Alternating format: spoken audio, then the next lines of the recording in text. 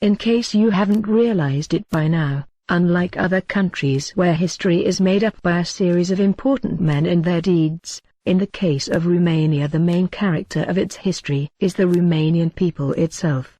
Still, there are a lot of important Romanian rulers with important achievements, some of which with decisive influences on European history, such as those who kept Islam at bay for a few centuries, when the Muslims were set on a global rampage, at the height of their conquest and atrocities, thus allowing Western Europe to prosper. It would take almost 1,000 years from the birth of Islam for Muslims to completely overrun Eastern Europe and threaten Western Europe. Throughout history the land of Romania was attacked by everyone who had some power in Europe, starting with the Greeks, the Roman Empire, the Persian Empire, the Asian migratory hordes of the Dark Ages, and continuing with the Islamic empires, the Catholic world, the Austrian Empire, the Russian Empire, and ending with the people that controlled Western Europe in the modern era and today with the European Union. As such, a complete unity of Romanian speakers was never achieved. After the conquest of the Dacians by the Roman Empire, the Romanians were organized in small states or were not organized at all during the Dark Ages. In the Middle Ages the first proper Romanian states appear. In the south of today's Romania there was a state called Vlachia by foreigners and simply the Romanian country by the Romanians themselves. Together with Moldavia in the east, these two states would be the only ones of Eastern Europe that would endure up to the modern era, when they were united with the other main area inhabited by Romanian speakers that were still not assimilated, Transylvania. In the Balkans, the other group of Romanian speakers, the so-called Romanian Vlachs, preserved their identity and culture as well.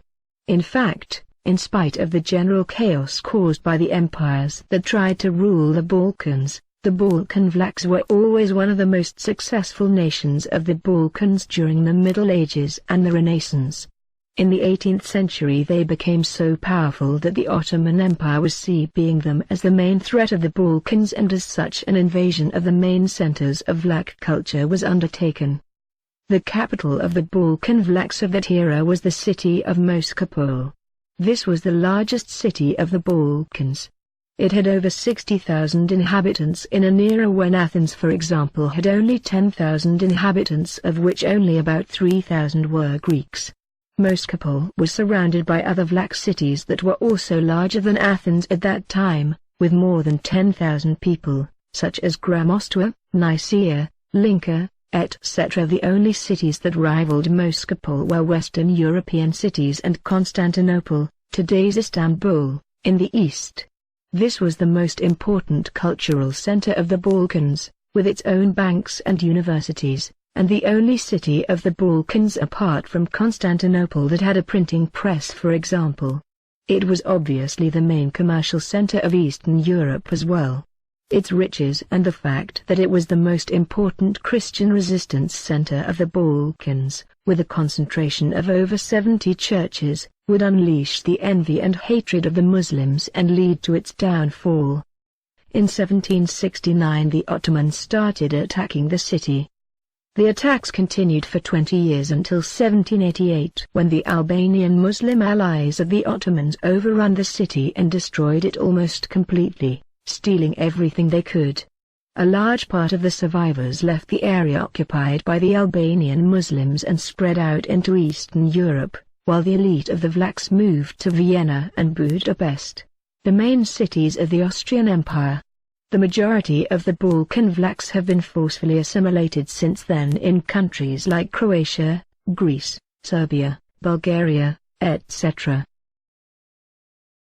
We have already discussed some of the most important ancient leaders and we will discuss the more recent ones later, so next we will discuss a short list of important medieval leaders of the Romanian speakers, not necessarily in chronological order.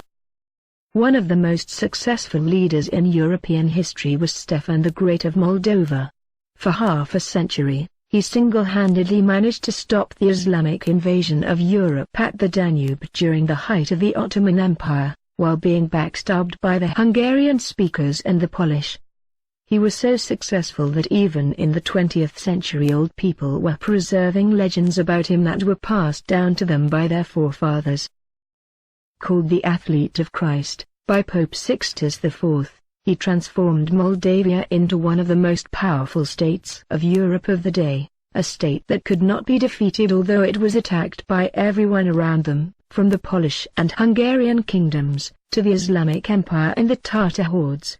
The fortresses he built or consolidated all around Moldova still stand today.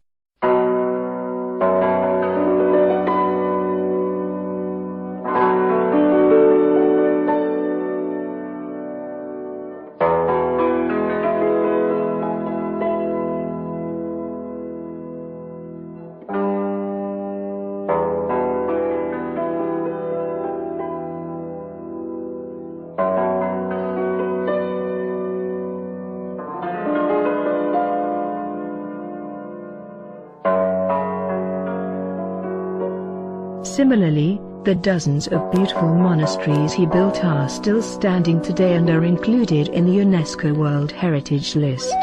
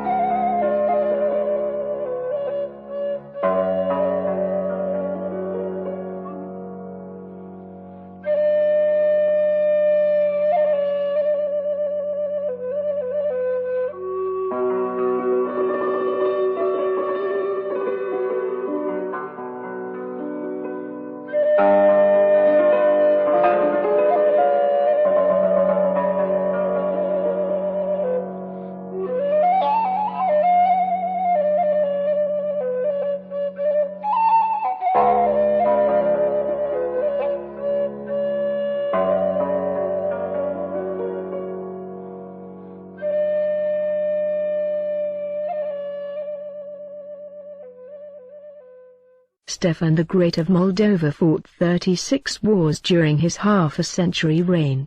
He only lost 2 of them, and even those were transformed into victories soon after.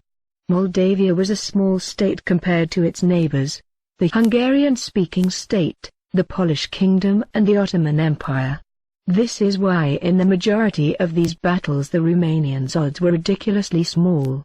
For example, the Romanian king of Hungary Matthias Corvinus attacked Moldova with an army of 40,000 knights but was defeated and almost killed by Stefan the Great of Moldova, which had an army 4 times smaller and made up mostly of peasants. Another example is the giant attempt of invading Moldova by an Islamic army of 120,000 Muslims led by Suleiman the Magnificent, which was crushed by an army of 40,000 Romanians and 5,000 seculars from Transylvania. The entire army of the Ottoman Empire was slaughtered during the Battle of Vaslui, or as they tried to escape, resulting in the greatest victory Christianity ever had against Islam. 20 years later Stefan the Great of Moldova would crush a Polish army of 100,000 using again 40,000 Romanian peasants. Islam was started by a 7th century pedophile. So pedophilia became allowed in the cult of Islam, since the man who started it is supposed to have been sent by God. Thus the Muslims became history's biggest slave owners, including little boys and girls. From the Eastern European countries they were asking for thousands of little boys and girls to be sent to them annually as a tribute. One of the children that was held hostage by the Ottoman Muslim Empire would turn out to be Dracula. LOL. Vlad Tepes, to be more precise, the Romanian king who is the source of the Dracula story. He was a relative of Stefan the Great of Moldova we discussed earlier, and he too had to deal with the Muslim invasion of Europe, after he was released from Turkey and became the king of Wallachia. Much of the stories giving him a bad name come from the Saxons who occupied parts of Transylvania, and who described him as a cruel leader who prescribed all kinds of sadistic punishments. Vlad used to attack these Saxons often. What is known for sure is that he impaled criminals in his country and also the Muslims who attacked Romanian lands. That is where his name comes, Vlad the Impaler. He was known to be very strict with wrongdoers and unrighteous people. Legends say that the country was so safe that he placed a cup made of gold on the fountain for people to drink with, which was never stolen throughout his reign. He strengthened Wallachia economically and militarily until he was ready to rebel against the Ottoman Empire, who was asking for tribute from the Romanians and was at that time in its most powerful days, having just conquered Constantinople. He did this in an original way. Because the proud Muslims who were sent to ask for his submission would not take their hats off in front of the Romanian king, he nailed their turbans on their heads permanently. The Ottomans sent a huge army to punish the Romanians. Lonicos Chacacondiles wrote that the Muslim army numbered 250,000 soldiers, while the Turkish chronicler Tursunbeg placed it at 300,000. Abandoned by his Hungarian quote-unquote allies, Vlad harassed the Muslim army using his small army of 30,000 Romanians continually until the night of the 16th of June 1462, when he launched a night attack on the Muslims with the target being Muhammad the Conqueror himself.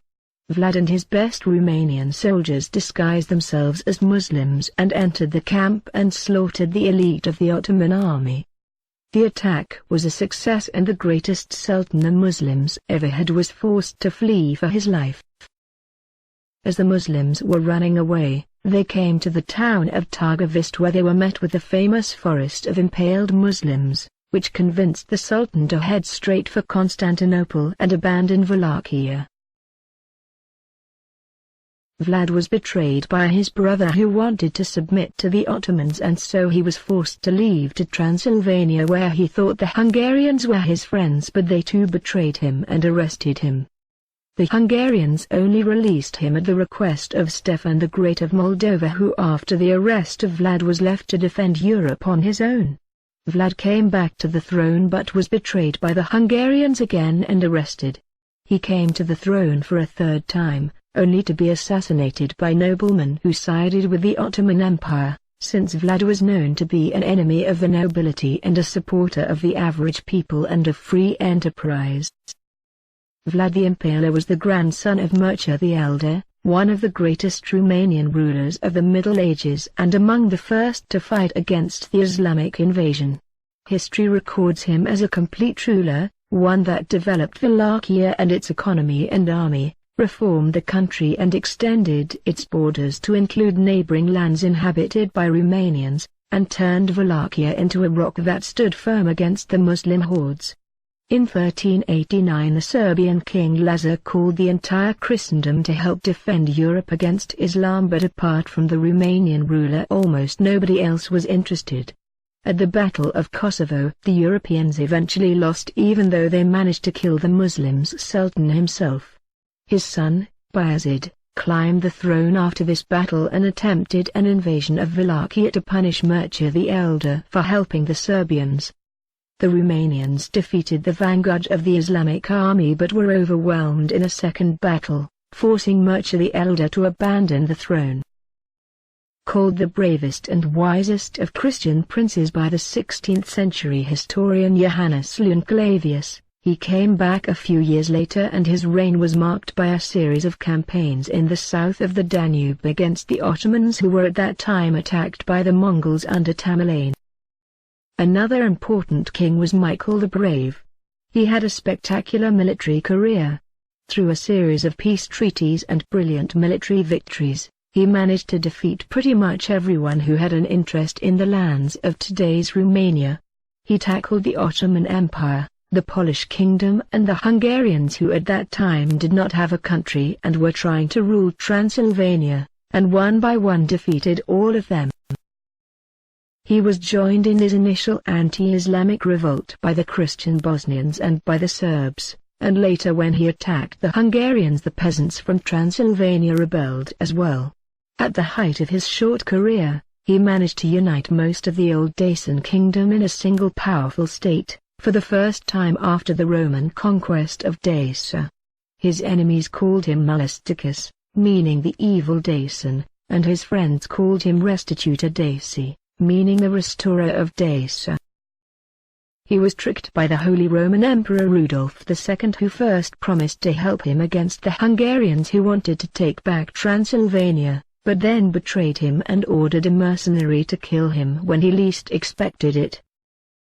He became a famous man in Europe at that time, with some foreigners admiring his brilliant leadership skills, while others envied him and constantly tried to backstab him. The English ambassador to Constantinople, Edward Barton, wrote about his 1595 victory over the Ottoman Empire, the greatest force of that era in Europe, quote, "What so many emperors, kings and princes couldn't accomplish, was done by Michael, the smallest and poorest of kings, who defeated the armies of the great Sultan."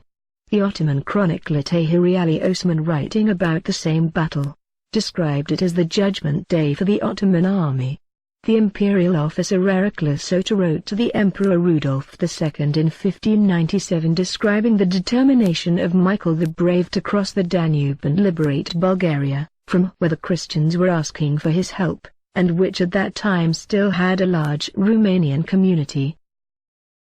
Perhaps the greatest achievement of this man was to unite the simple people from all Christian nations of Eastern Europe under one goal: the expulsion of Islam from Europe. The records of the day show that not only the subjugated Bulgarians, Serbs, Bosnians and other Balkan people joined his army, but also Saxons and Seculars from Transylvania, Romanian peasants from all corners of the land, etc. He admitted numerous times that the reason why he started his endeavors was to defend Christianity. Romanian history is also full of anonymous peasants who rose to lead revolutions. Being occupied by so many foreign powers for such a long time, there are few countries in the world, if any, that have such a high number of revolts and rebellions, starting with the Dacian revolts against the Roman occupiers, and ending with the modern anti-communist revolutions.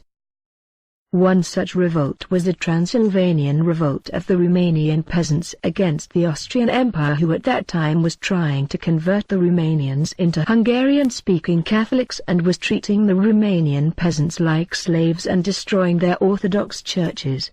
Set in a time when Freemasonic revolutions were taking place all over the world and initially started as a rebellion against the Hungarian-speaking nobility that oppressed them for centuries, it became a proper war against the Austrian Empire when it tried to suppress the revolt by force, and ended up as a war for the national liberation of Transylvania, with the leader of the revolution being called Rex Daci, or the King of Dacia in the Austrian painted Chronicle of Vienna.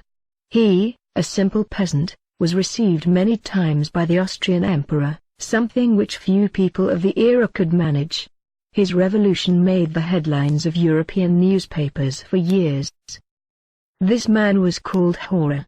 His peasant army liberated the mountains of Transylvania from the Habsburgs and headed into the plains, to liberate the rest of the Romanians. Romanians from all classes joined the rebellion, from serfs to public officers to soldiers of the Austrian army. After a series of spectacular victories of the peasant army against the Imperial Austrian army, the leaders of the revolution were betrayed by a group of companions who were caught and were threatened with torture and reprisals against their families. The traitors were also influenced by the Orthodox priests who were being persecuted in that era and were afraid of the reprisals of the Austrians, so betrayed the revolution. The Austrians made a spectacle of the execution of the Romanian leaders, who were executed using the breaking wheel, a slow and painful death. To avoid future revolts and embarrassments, the Austrian emperor would later abolish serfdom, or slavery. Baron von Praes described serfdom to the emperor in 1778, quote, "The nobility considered the Romanian a man born to be their slave, whose only happiness should be the fact that he is allowed to breathe.